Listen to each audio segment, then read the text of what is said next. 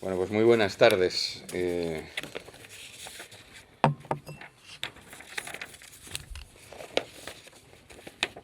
es todo un placer. Siempre ha sido para mí estupendo que mi amigo Paulino me invitase a una fiesta. Era sinónimo de disfrute, ¿verdad? Y esta, pues muy especialmente para presentar a nuestro reciente amigo también, Enrique García Máiquez. Bien. Nuestro invitado de hoy, Enrique García Máiquez, nació en Murcia en 1969 y vive en ese paraíso terrenal que es el puerto de Santa María, donde además tiene sus raíces. Vive dando clases, entregando artículos, traduciendo autores de su interés, atendiendo sus obligaciones familiares y, como no, escribiendo poemas tan hermosos como los que vamos a tener el placer de escuchar hoy y que seguramente son la expresión más personal de su vocación literaria. Aunque él mismo bendiga cada renglón que contribuya a mantener con una cierta serenidad su forma de vida. De sobra conocen muchos de ustedes la precariedad de este oficio que celebramos estos días en las jornadas de poesía de Logroño, dirigidas por mi buen amigo Paulino Lorenzo, que han venido a llamarse Verso y a sumar, con la que nos ocupa, 24 ediciones ya. Hasta hace relativamente poco tiempo, uno conocía el trabajo de Enrique García Máiquez, y en esa medida lo admiraba, por un libro de artículos titulado con extraordinario acierto Un paso atrás, en extracto de una cita de Karl Kraus que el autor hace suya: quien tenga algo que decir, que dé un paso atrás.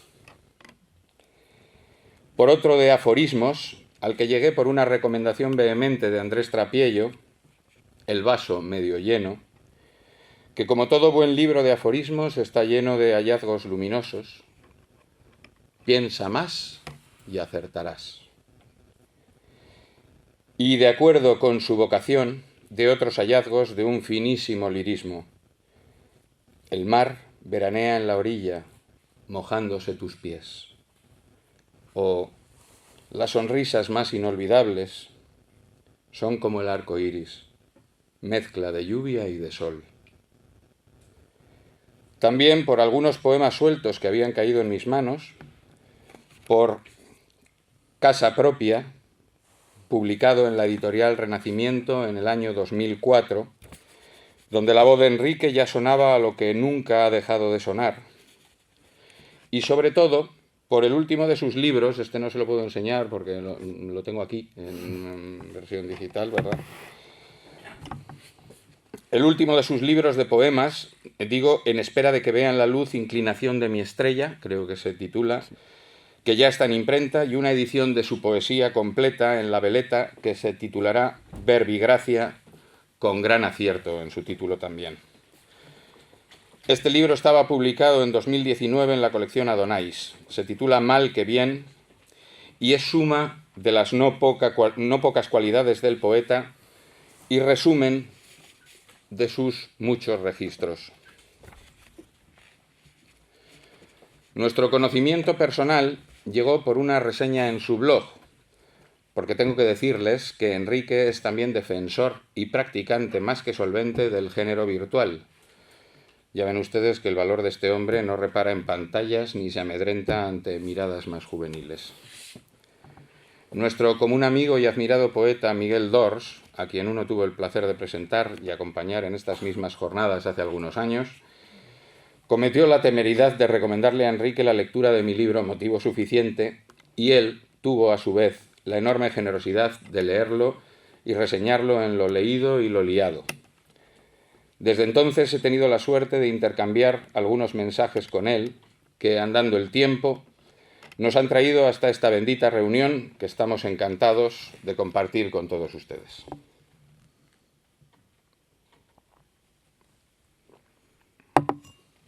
Bien, al pedirme Paulino que preparara esta presentación de hoy, logré hacerme, no sin cierta dificultad, con estos otros 5 libros,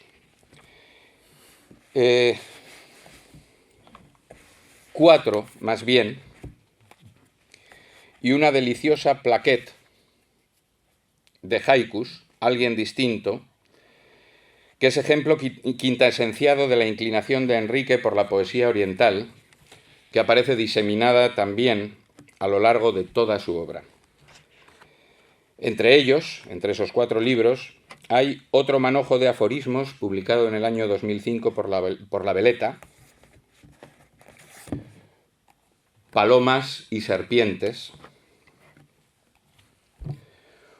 una curiosa antología de entradas que, según él, y según he podido comprobar, más bien son salidas hacia textos más largos de su blog Rayos y Truenos, titulada De ida y vuelta, porque lo oriental no quita lo flamenco. La segunda entrega de sus diarios, El pábilo vacilante, y el poemario publicado en el año 2010 por Renacimiento, que en realidad es el penúltimo de sus libros, Con el tiempo, lleno también de poemas memorables, algunos de los cuales nos seguirán haciendo compañía durante mucho tiempo en este incierto camino que transitamos. Gracias a ellos, quisiera uno pensar que ha conseguido perfilar con más detalle la idea que ya tenía sobre la obra de Enrique, en general, y sobre su poesía en particular. No son pocas, al fin y al cabo, las reflexiones contenidas en la extensa obra en prosa de Enrique que nos ayudan a entender su poesía. No voy a extenderme en detalles técnicos, porque la poesía de Enrique, como van a ver, se explica por sí misma, como toda la poesía que para uno merece la pena leer. En los poemas que vamos a escuchar hay música y hay luz. Música que viene dada por la elección voluntaria y tenazmente perfeccionada de una tradición métrica muy clara, basada casi siempre en el endecasílabo y sus derivaciones, con la que sí se puede jugar en algunos casos, aunque sin llegar a perderle el respeto del todo. Y luz,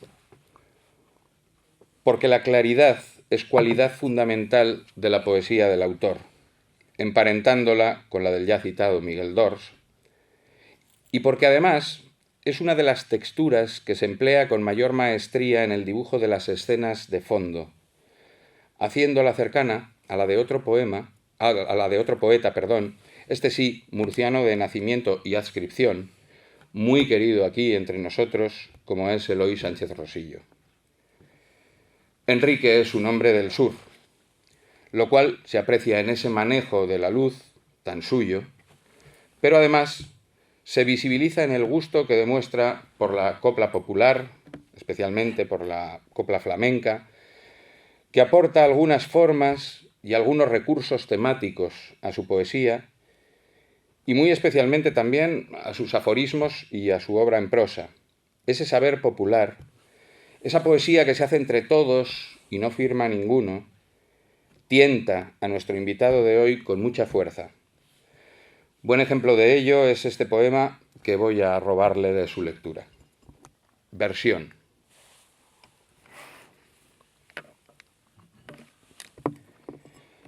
Estas líneas traducen un poema de autor desconocido. Una música antigua, oída un día en el coche, camino del trabajo, o la conversación en la que hablaban de novios unas chicas jovencísimas que espié sin querer, transido de nostalgia. O puede que traduzcan la sonrisa que salva una mañana, o bien las voces que nos hieren en sueños, o un paisaje, o una historia olvidada. Es un poema incierto, de autor desconocido, el que estas líneas traducen torpemente consultando un diccionario oscuro. Su lengua original fue la del fuego, y nunca nadie ha hecho una versión exacta. Nos dice Enrique, en cita que extraigo de Ida y Vuelta, que un buen poema, aunque esté escrito en primera persona, consigue que el lector se reconozca en lo que lee y acabe despreocupándose del autor. Tal es el caso. La poesía de Enrique es un acto de celebración de la vida, pero también de la muerte, de celebración siempre del mundo, de su creador y de la gracia con mayúsculas, como hace explícito el poema Himno. Porque nuestro poeta es un hombre de fe, además de un hombre con muy buena fe, como demuestra su siempre piadoso sentido del humor, dirigido en primer lugar a desdramatizarse a sí mismo y solo tras ese ejercicio a desdramatizar también a los demás. Y ese sentido del humor es parte fundamental de la poética a la que hoy nos asomamos. Ese humor tan lleno de ternura que le lleva a sostener que la mejor manera de consolar a un niño que llora es no consolarlo, sino hacer que ría por otra cosa. Y que con los mayores, a fin de cuentas, pasa igual. Hay una forma de barajar las inquietudes más serias con la más bienhumorada actitud que Enrique maneja con la soltura de un tahúr. El poema Los muertos, de mal que bien, que es uno de mis favoritos, Enrique, ejemplifica a la perfección esa actitud tan madura y, por qué no, a la vez tan juguetona, esa aparente ingenuidad que hace más digerible, sin disimularlo, el conocimiento maduro del destino humano. La alegría en pie contra todas las formas del siempre tentador abatimiento. Cuando uno descubre la devoción de Enrique por Chesterton, que es otra de nuestras pasiones compartidas, se explica buena parte de las claves de su poesía. La reivindicación del optimismo contra la poderosa corriente del pesimismo pluscuamilustrado, el hallazgo feliz que nos espera en cada página, por abrazar la sentencia del maestro Jorge Luis Borges, de aquel, de Chesterton, y de este, de Enrique. Los principios claros y la escritura a juego, ese cervantino escribir bien de quien piensa bien. El gusto y el respeto por la tradición. La defensa despierta de los valores católicos y de los principios morales clásicos, sin flaquezas ni cesiones. A las referencias ya citadas, a Miguel Dors, etc., podemos sumar las de Pedro Sevilla, José Jiménez Lozano, Luis Rosales, Mario Quintana, Andrés Trapiello, Amalia Bautista, de la que adora, con buena parte de nosotros, el poema dedicado a los pies de su hija, que tuvimos el gusto de escuchar aquí en una ocasión. Y hacia atrás, pues Juan Ramón, y Unamuno, y San Juan, y hacia el norte la literatura británica con su Lewis y su Keats y su Yeats, y hacia el oriente su Efraín Quixón, y hacia el cielo, siempre hacia el cielo, su San Pablo, su Santo Tomás, y en fin, sus tantos otros, como caben a un gran lector, de esos que, de nuevo con Borges, se enorgullecen más de lo que han leído que de lo que han escrito, aunque en sus palabras él de lo que se enorgullece por encima de todo es de lo y los que le hemos leído. Así que nos quiten lo bailado, señores. Los asuntos familiares, el paso del tiempo, las tres heridas aquellas con las que venía Miguel Hernández, sus amigos, Leonor y Dios, y ahora sin duda sus hijos, forman parte de la temática recurrente de Enrique. Y si cambiamos el nombre de Leonor por el que corresponda en cada casa, seguramente de qué poeta no son temas más que recurrentes. ¿Será que en verdad todos somos, cuando nos acompañan la inspiración y la suerte, un solo poeta? En fin, espero que disfruten tanto como pienso hacer yo de la lectura de Enrique. Muchas gracias.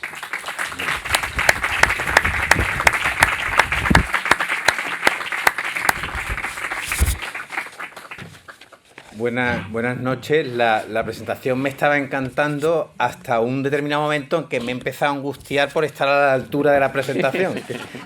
He dicho, bueno, a ver ahora cómo... Pero, en fin, ha sido muy impresionante y se suma a los agradecimientos pues, que traigo en la maleta desde el puerto. Hay siempre uno agradece que le inviten a hablar, pero es verdad que últimamente me invitan a hablar de política o incluso de periodismo, que son otras cosas a las que hago, pero el hecho de que me inviten a leer mis poemas es especialmente o doblemente de agradecer, porque como ha dicho Paulino en alguna rueda de prensa que he leído, y lo ha dicho con mucha precisión, para mí es lo más importante, también lo has dicho tú en la presentación. Me acuerdo perfectamente del primer chiste que entendí. No sé si eso les pasa, pero es muy impresionante. Yo iba de la mano con un amigo de mi abuelo y en un paso de cebra yo fui a cruzar y me dijo este señor: bienaventurados los que creen en los pasos de cebra porque pronto verán a Dios. Y yo vi de un niño pequeño, es que recuerdo la mano, la textura, mirar un mundo nuevo que es un chiste. Y además mezcla todo, mezcla mi relación con la muerte. Tu presentación ha sido impresionante. Que es verdad que tengo, que la miro sin perderle el respeto, pero con cierto humor. Está en el chiste aquel, está cierto prejuicio contra el positivismo jurídico, no hay que confiar demasiado en los pasos de cebra. Y bueno, y también recuerdo, hay otro recuerdo de mi infancia que yo considero impresionante. Mi padre diciéndome, te cuento un cuento, y yo, no, léeme un poema. Y el poema era La nana la tortuga de Alberti. Lenta, tonta la tortuga. Y fue muy emocionante porque era la edición de Aguilar que mi padre compró en la posguerra y todo esto. Y una vez decidí hacer una incursión a la casa paterna para mangarle ese libro, ¿no? Y le mangué el libro y estaba el separador sobre la nana de la tortuga y marcado, ¿no? Y también recuerdo los primeros poemas que me impresionaron, en los que vi que era la poesía. Yo estaba en el colegio, se leyeron esos poemas y vi que era la poesía, esa luz que fueron este de Claudio Rodríguez que acaba: empuña su aldabón y no es en vano, dichoso el hombre que un día sale de su casa. Y el poema de A solas soy alguien en la calle Nadie, de Celaya. Esos dos poemas para mí fueron, tendría 12 años, el deslumbramiento. Bueno, pues también recuerdo el primer poema que escribí, que era un poema. Había escrito muchísimas cosas antes, de broma, a profesores que me habían suspendido, a chicas que no me habían hecho caso, pero escribí este poema y fue el primero que vi que era un poema, porque está apuntado aquí, si no lo creen, porque es que Rafael lo ha dicho, la luz y la música que yo espero que tenga cada poema, y también ese punto de examen de conciencia, porque el poema no deja de ser un examen de conciencia contra mí mismo, y se llama Cántico de las cosas. Lo escribí pues en la universidad. Nos van dando lecciones, son objetos, no sé qué, trastos, bultos, no sé, cosas, y sin embargo saben ser sí mismas, pasando de patrañas filosóficas.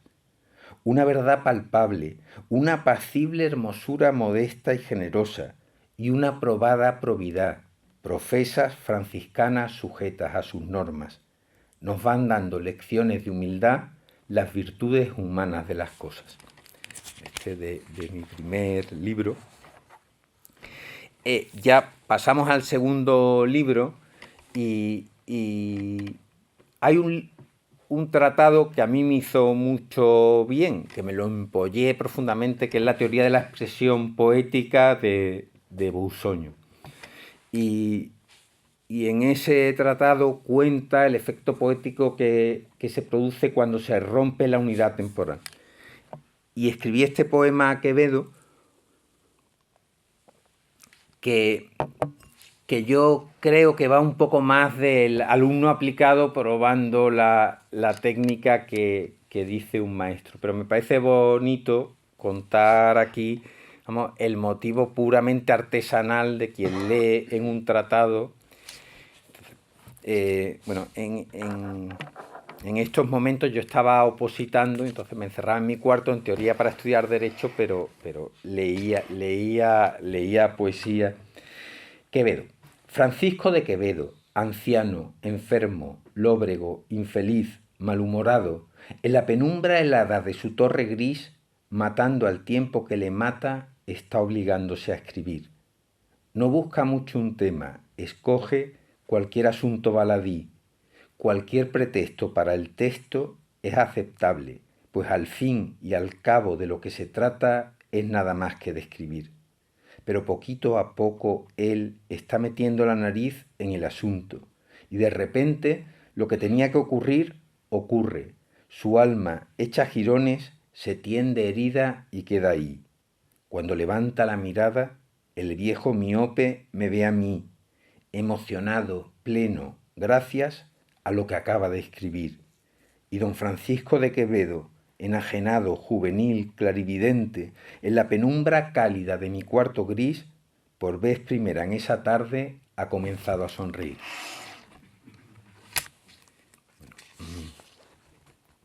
Hemos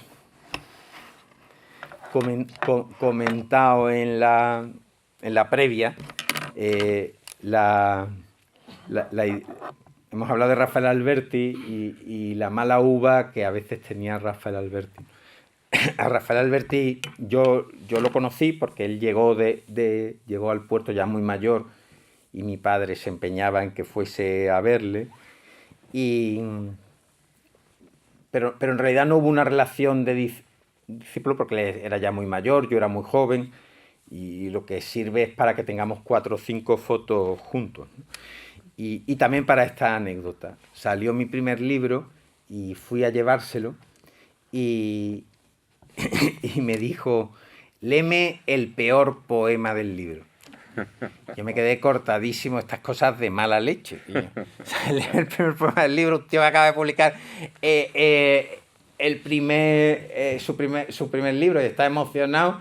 En fin, te están a decir, no hay ninguno malo, todos, en fin.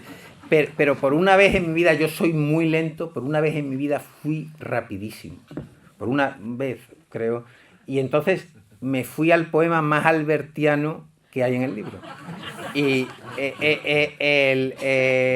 Alberti tiene un libro que se llama Hora Marítima, y este era un homenaje a Alberti, se llama Hora Marítima con H. Y luego, bueno, tiene una curiosidad, que efectivamente, como ha dicho Rafael, generalmente escribo en decasílabos o sobre esa base, pero estos son dodecasílabos, que es el verso 12 sílabas, el de castellano antiguo, que tiene un ritmo distinto y muy musical. Pero léeme el peor poema del libro, y al autor de Hora Marítima le leí Hora Marítima. El mar es un pozo sin fondo, por eso, si quiero hacer tiempo, me bajo a la playa. Qué raro reloj de arena es la orilla, pues ella no cuenta las olas que canta. Ninguno está solo, aunque solo pasee al son de las olas. El mar lo acompaña e incluso diría que el mar lo pasea sin prisa y sin pausa. Por eso, si quiero hacer tiempo, yo acudo al mar a hacer versos al borde del agua. Los versos son como la orilla del mar. Los versos no cuentan las horas, las cantan. Me dijo Alberti, pues no está tan mal, Entonces, bueno, en fin. Luego, una cosa curiosa que me ha pasado también de este libro es que, repasando ahora los poemas, que voy a leer un poema que me parecía excesivamente sentimental cuando lo escribí. O sea, muy sentimental, muy adolescente, pero pero al final se coló en el libro. Y ahora lo he leído y he dicho, qué bien que se salvase, ¿no? De este prurito de cuando uno escribe un primer libro, de querer intelectualizarlo todo, querer... O sea, un poema de novios y absolutamente sentimental que se llama Solo. Que yo, que soy varios hombres, si tú no estás, esté solo, demuestra nítidamente que el amor es misterioso. Cuando no te conocía, no conocía este pozo de la soledad. Charlaba o con unos o con otros de aquellos con que me cruzo. Desde que yo te conozco, todos ellos se han mudado y me he vuelto un soliloquio. Recuerdo que antes de ti era un lector codicioso, que cada vez que leía conversaba por los codos con cada autor. Qué placer cotidiano y prodigioso encontraba en mis encuentros con poetas y filósofos. Ahora quedo con Quevedo, al que admiro tanto, y tonto me desprendo de sus hojas para dormirme en tus ojos.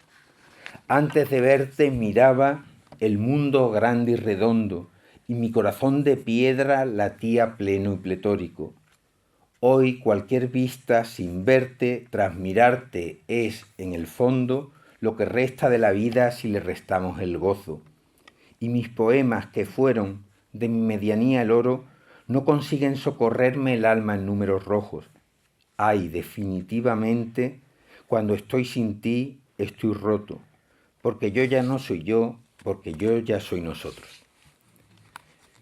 El adolescente se salvó por los pelos, pero está muy bien que esté ahí, ¿no? Luego hay un poema mío que cuando en todas cuando hacen antologías es el que ponen, o sea, es como esos cantantes que tienen una canción que ponen en todas partes, pues este es mi poema. Y generalmente la gente termina odiando ese. Yo no le he cogido, no le he cogido manía, pero también quizá porque tiene un tic, ¿no? Es un poema que escribí muy, muy cabreado. Y yo creo que en el poema no se nota. pero muchas veces la inspiración sale de cosas asombrosas. Y, bueno, yo no he visto el tiempo. ¿Cómo vamos de tiempo? No te preocupes, fenomenal.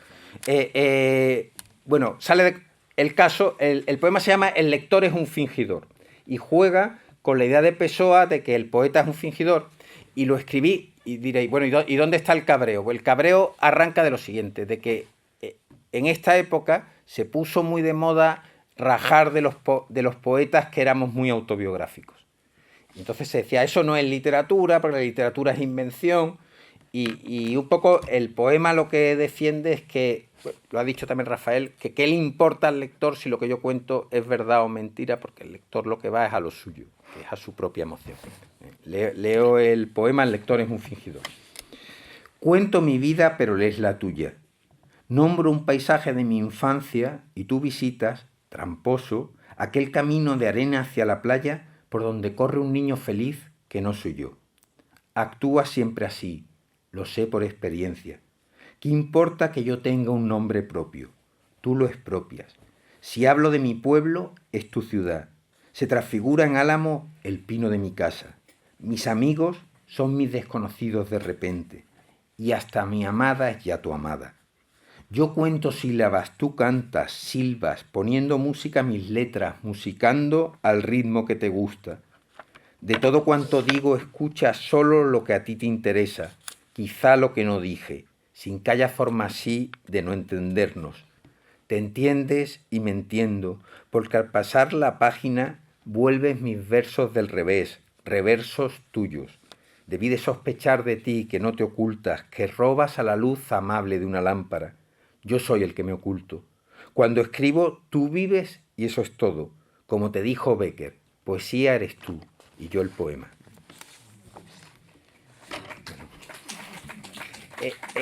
Los aplausos insisten en la idea de que es mi poema. pero hacéis bien porque no me importa, o sea, lo asumo.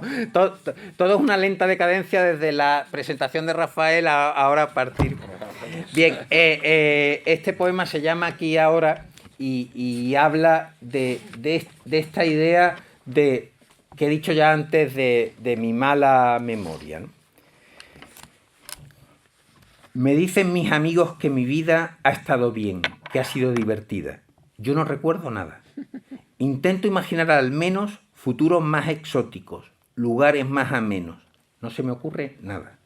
Pero da igual, igual que el mal oído me ha servido para ser un melómano ferviente y permanentemente agradecido, así mi escasa fantasía y mi pobre memoria me tienen en la gloria, en este sitio, en este día.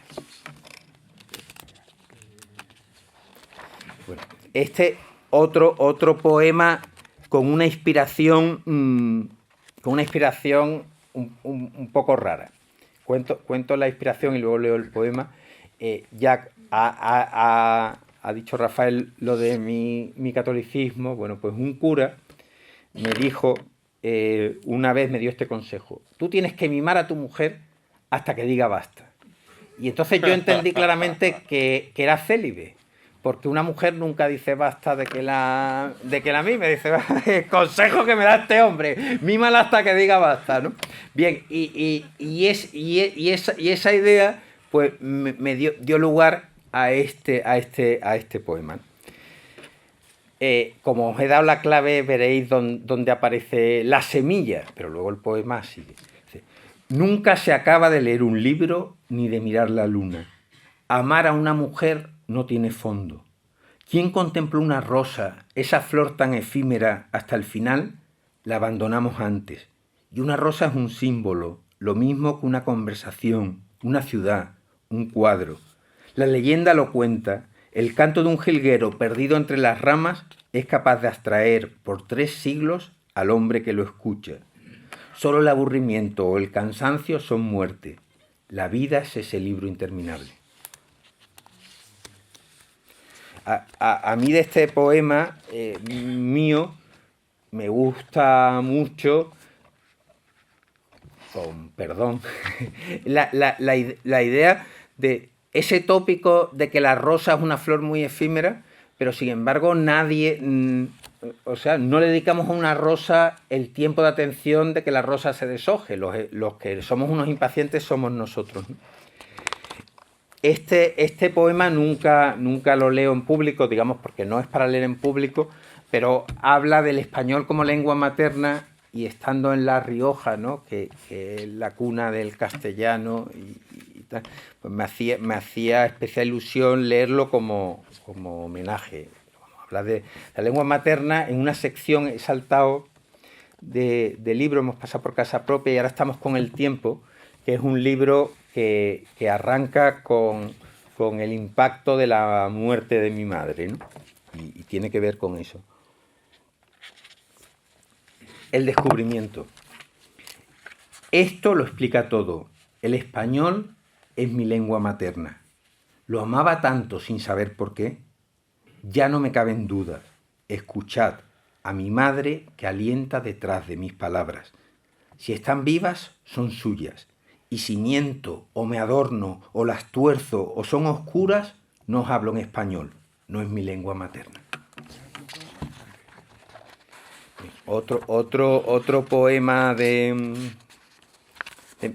mi madre, vamos, de esa primera sección, se llama Salto.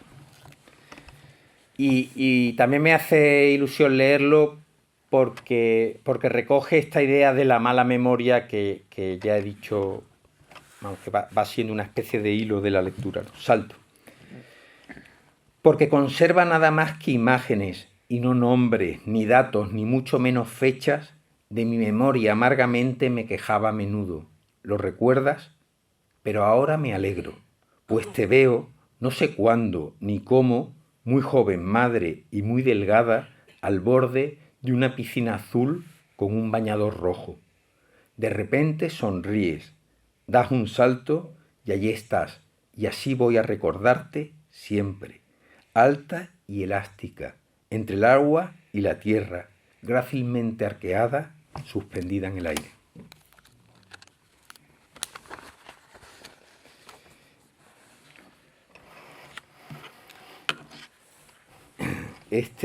Este poema peca quizá un poco de excesivo autobiografismo, ¿no? Eso lo confieso, igual que digo que la imagen de la rosa me gustaba mucho, pero también es un poema pues, que ha circulado mucho. Era un poema que yo en principio tenía prohibido publicar por mi mujer, pero lo publiqué en internet y empezó a funcionar y al final pues está publicado. Se titula El hijo que no tengo y bueno, y va sobre los matrimonios que no tienen hijos, que es un tema vamos, ya aprovecho así para hacer un poco de publicidad, que muchas veces la gente cuando tiene amigos que no tienen hijos, qué bien vivís todo el día en el cine y tal. Si una pareja quiere tener hijos y no los tiene, pues lo pasa mal. Cierro el paréntesis y leo el poema El hijo que no tengo. El hijo que no tengo entra en mi cuarto saltando entre montones de libros por el suelo y me pide: papá, juega conmigo. Y yo no sé qué hacer porque es difícil negarle nada a un niño que no existe. Lo malo es que a su madre le enfada que me ensucie la ropa en esos juegos, que luego hay que lavarla. Pero a escondidas él y yo, con cera de colores, dibujamos una ciudad perfecta. O hacemos un volcán con arena de playa, un volcán de verdad, con fuego y todo. Y viene a ser lo mismo que otro padre estando con su hijo. Una emoción muy honda y un fondo de tristeza. A ese otro hombre le duele recordar que al paso de los años su hijo acabará marchándose. A mí saber que siempre tendré conmigo el mío. Pues nada. También agradezco mucho los aplausos para que mi mujer vea que el poema había que publicar. Bien, otro poema. ¿Qué hora acabamos? Vamos muy bien, un cuarto de hora, 20 minutos. Vale. Hay poemas, he contado eso, poemas más estructurales, poemas que responden a una crítica pública. Este poema es de los que más le gusta a cualquiera porque es un poema que se me dio de pronto. Estaba leyendo en un colegio, que además me acuerdo, y plaf, vi el poema y se titula Lectura en un colegio. Más vale que no sepan para qué sirve leer poesía si algunos aún la leen.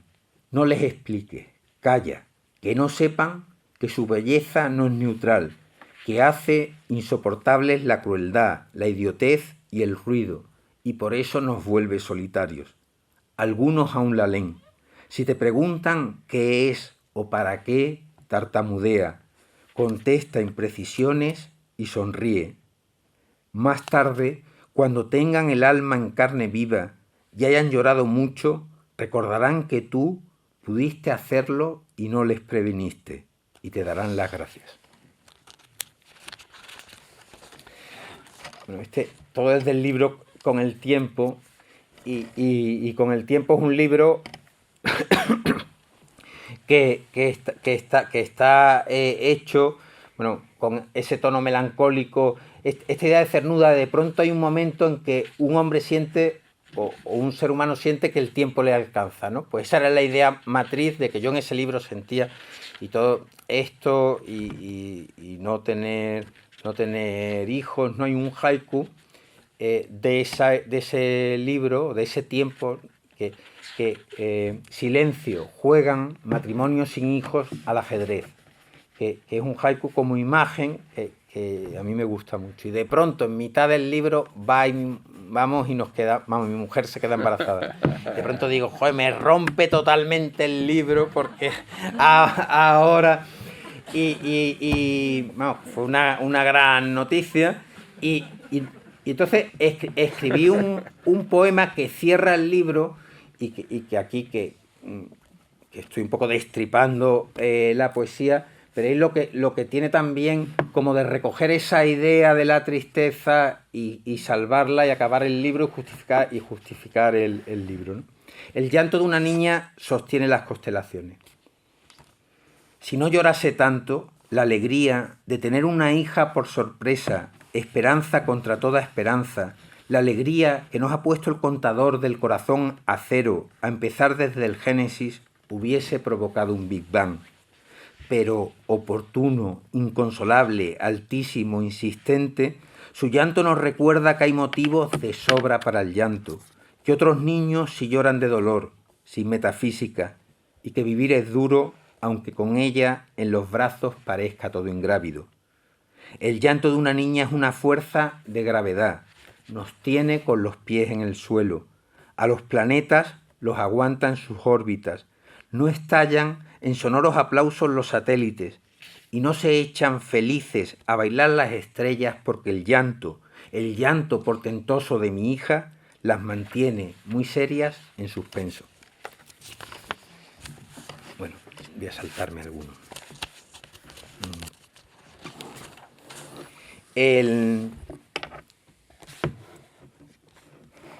Ahora voy a leer un soneto que ese aspecto así más formal de mi poesía me lo estoy saltando y es un soneto que une estas dos cosas que hemos visto ya, ¿no? Pues la idea de la muerte y de los hijos, ¿no? Y bueno, yo creo que se entiende muy bien. Empujones se llama. Vosotros, muertos con los que he vivido y a los que sigo amando cada día, qué cerca estáis, abuelo, madre mía, tía Lola, Ana, hablándome al oído. Hoy son mis hijos los que os han perdido y echo de menos algo en su alegría, aunque no se hagan cargo todavía o jamás, olvidados de su olvido. Les hablo de vosotros con frecuencia, imito vuestros gestos a conciencia y a empujones os traigo hasta el presente. Yo trato de saltar sobre un abismo y en una y otra orilla estoy yo mismo y el vértigo de ver que no hay un puente.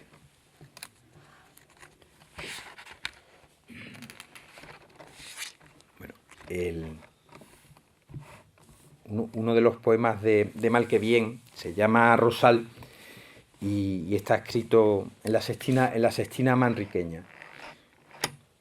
Y bueno, también se entiende bien por qué la sextina manriqueña, además de por lo bonita que es al oído, porque el poema pretende tener un punto de épica, aunque hable de un rosal amarillo. Hay maravillas sin fin, muchísimas, prodigiosas maravillas, y un rosal en mi jardín que junto al muro da rosas amarillas. Lo miro de madrugada al ir corriendo y con frío al trabajo, y durante la jornada, pensando en él, me sonrío por lo bajo. Sus rosas, puños cerrados, combaten contra lo triste y lo oscuro. Cuántas horas he salvado porque recuerdo que existe junto al muro. Luego regreso feliz, aunque todo salga mal, o sin brillo, o me doble la cerviz, porque hay en casa un rosal amarillo. Bueno, un tema del que también de mi poesía que no hemos hablado mucho, esa defensa, bueno, vamos, que no hemos hablado nada, quiero decir, es la defensa bien humorada del amor real. O sea, el amor platónico es perfecto, no hay problema y muchas veces es poético sin necesidad de la poesía. Sin embargo, bueno, el amor real exige una defensa y un sentido del humor y cierta ironía. Bien, este poema es otro soneto, se llama Provenzal y habla de esto, ¿no? Empieza. A ver, Petrarca, que también yo sé calzarle un buen soneto a mi señora. Si escribo en verso libre, no es que ahora la rima ya ha quedado de modé. de la rima jamás renegaré, pero con ella un gran peligro aflora, que su música amosque atronadora a mi mujer. ¿Tú escribes para qué? ¿No me lo harás para ganarte fama de amante fino, autor de unas canciones que ensalzan sublimadas al amor? Déjate de sonetos y a la cama, pero a dormir, no te hagas ilusiones, que al alba sonará el despertador. Bueno. Luego, otro poema de... Otro poema de amor que es un romance. Cállate un momento y ven a decírmelo al oído, aunque no sea un secreto y aunque nadie pueda oírnos. Lo que fueses a decirme, tú dímelo igual, distinto, casi rozando mi cuello con tus labios encendidos. Sé más aliento que voz, más susurro que sentido, menos sintaxis, más roce y un pequeño escalofrío. Entonces te escucharé con interés desmedido. Importará mucho más quién lo dice que lo dicho. Si te inclinas sobre mí, lo más fútil o más frívolo me estremece. ¿Ves? ¿No? Ven, te lo diré más bajito. Y ya para terminar. Si queréis hacer, ¿no? ¿Alguna pregunta? O... alguna pregunta, alguna petición, lo que queráis. Bien.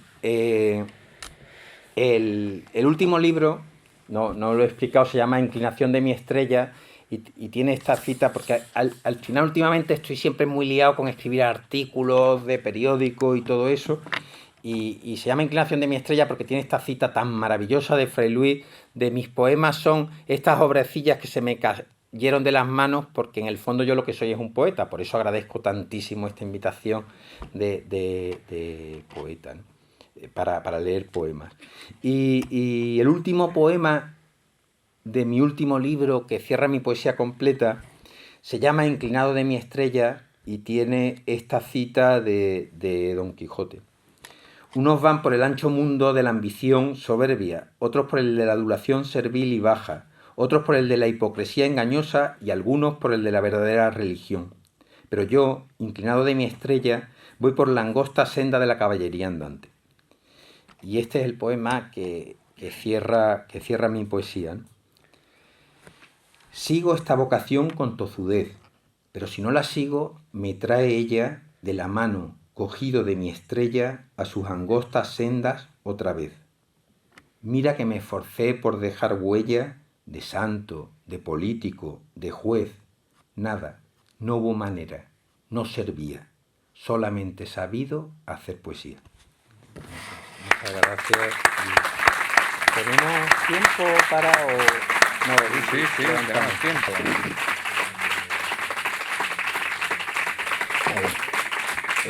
Sí, por supuesto que tenemos tiempo si quieren hacer alguna pregunta, alguna petición. Si no, la voy a hacer yo. Sí.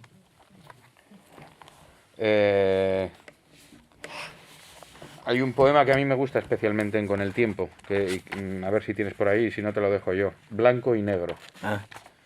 Bueno, ya que para no tener lo que buscar. Sí. A mí también me gusta mucho que es muy bien. Sí, tiene el subtítulo del séptimo sello por la partida de ajedrez de la película con la muerte. Y bien. También se entiende, es un poema bastante autobiográfico porque empieza hablando de mi adolescencia un poco frívola y de mi vida actual pues más centrada en la poesía y en la literatura. Blanco y negro. ¿Para qué sirve el swing de golf?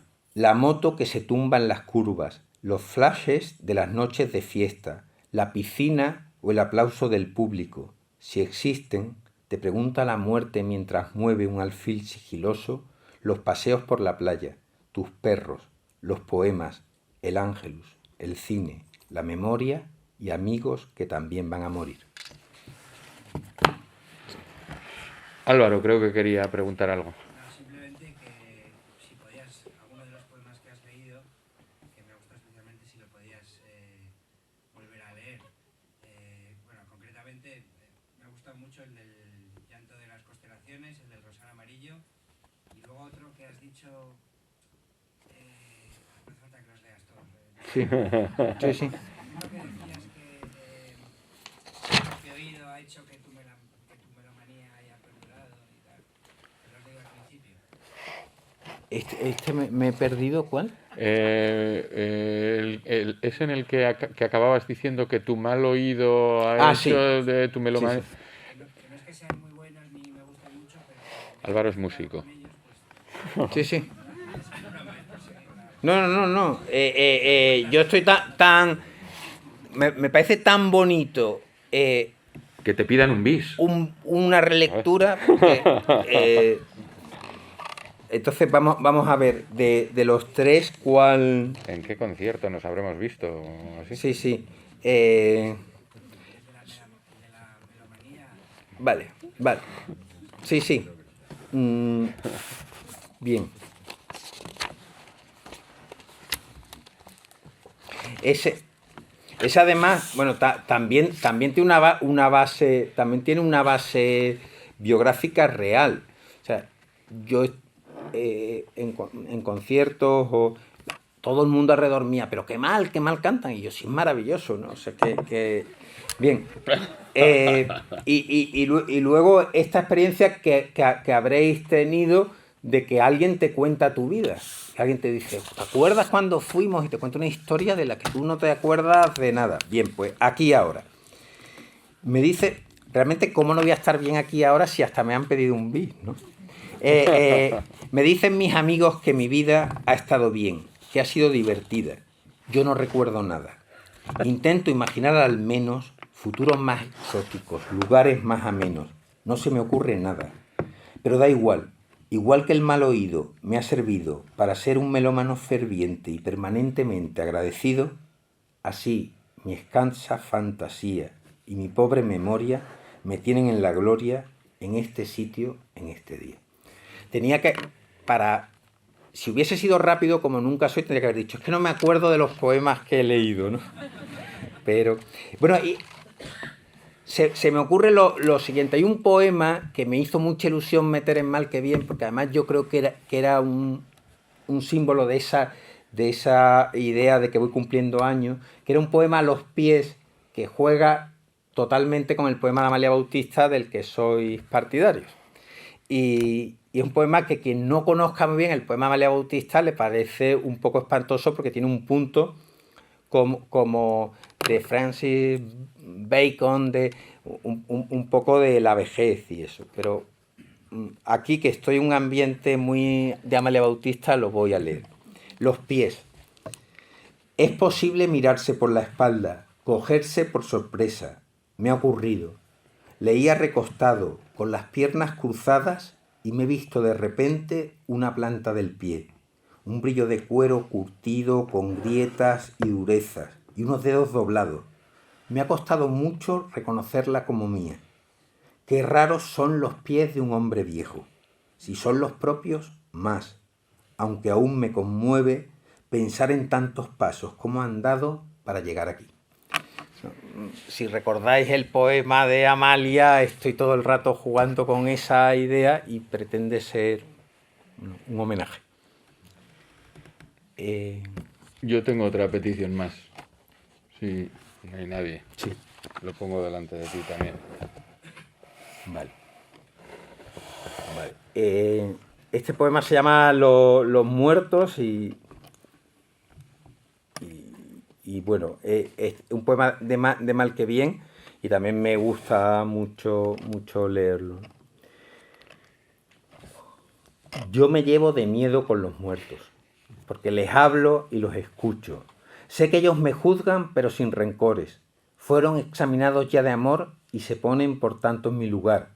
En general me aprueban. Si suspendo me animan a la recuperación o a la resurrección, según la llaman. Viven fuera del tiempo y los envidio. Vivo dentro del tiempo y no lo añoran, pero les gusta que alguien cada rato les salude y les diga qué hora es, qué semana, qué mes, qué año, qué siglo.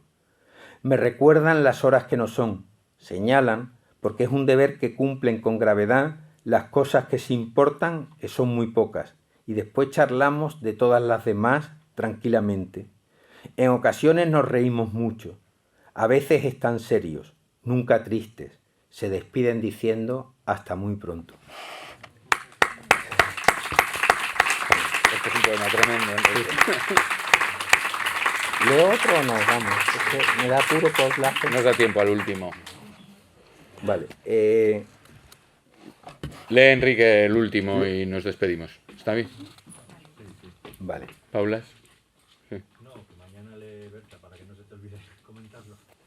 ¿Que mañana lee? Berta García Faez. Ah. Luego, Pero subes tú, que eres el director de las jornadas, a invitarnos a lo de mañana, ¿no? No te voy a hacer yo todo el trabajo, macho, que tampoco cobro para esto. Ah. Ah. Como lo tengo claro. Bueno. Ay. Ha salido todo inesperadamente bien porque este es un poema con el que me gusta acabar, también porque redirige los aplausos y condensa un poco mi visión de la vida. Se llama Te Deum Vitae y está jugando con el Te Deum Vitae y el Te Deum, que es la acción de gracias, ¿no? Te Deum Vitae. Ánimo, corazón, toca las palmas, que suene fuerte, infatigable, obseso el ritmo de tu música. No mires mi cobardía, mi cansancio, mi postura seria mientras doy las clases. Mira, ya que no tienes más remedio, la estupidez política, los odios ocultos, las ventanas encendidas del hospital y el miedo de los perros. Y al verlo, corazón, porque hace falta entonces tu entusiasmo, late alto. Y siempre, corazón, toca las palmas, redobla el tic-tac del reloj, redobla el eco de sus pasos por la calle cuando volvemos tarde de ir al cine y luego, ya en la casa, el canto insomne que hace a su vez su corazón durmiendo.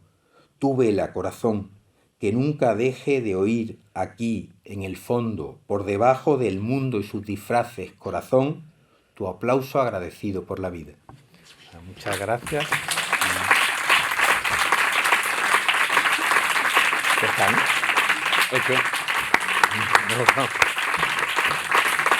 Muchas gracias.